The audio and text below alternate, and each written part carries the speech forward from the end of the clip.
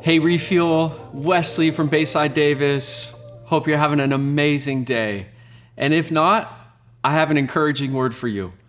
Acts chapter 7, verses 9 through 10 tells the story of Joseph, a story that is told in full in Genesis 37 through 50.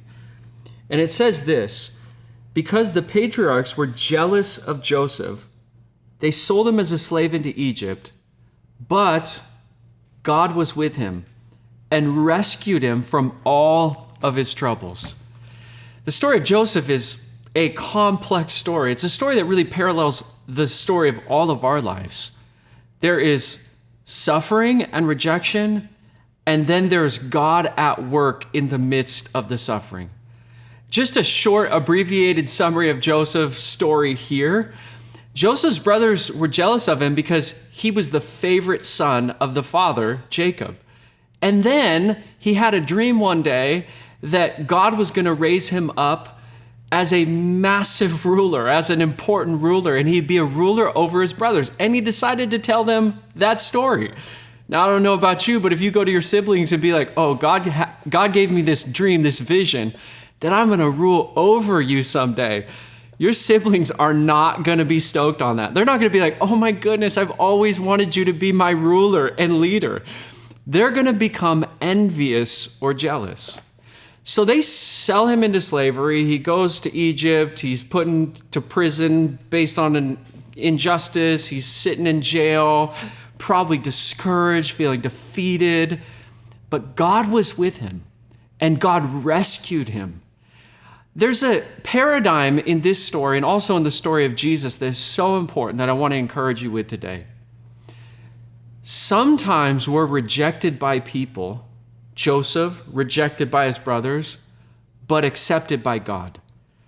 You see this thread through the story of the Bible where great heroes of our faith are rejected by people, but accepted by God. Here's our struggle when we're rejected by people. Sometimes when we're rejected by people, we feel as though that is an indicator that God has hit the eject button in our life, that he's not with us, that he somehow is disappointed in us. But the opposite is true in the Bible. The Bible seems to be clear that God is working through his people even when we're rejected by people. God is working through Joseph's life, even when he's rejected by his brothers, when he's falsely accused of having a relationship with Potiphar's wife, when he's put in prison, God is at work in his life. He's not detached. He hasn't hit the eject button. He is doing something in Joseph's life behind the scenes that one day Joseph realized that God was with him every step of the way. So I want to encourage you today. Your situation of being rejected by people is not an indicator that God is not working through you. The opposite is true. Often in the Bible, that it is an indicator that God is working through you.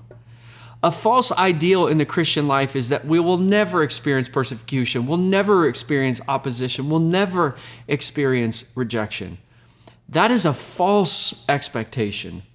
The reality is this: Joseph was rejected by his brothers, but God was with him.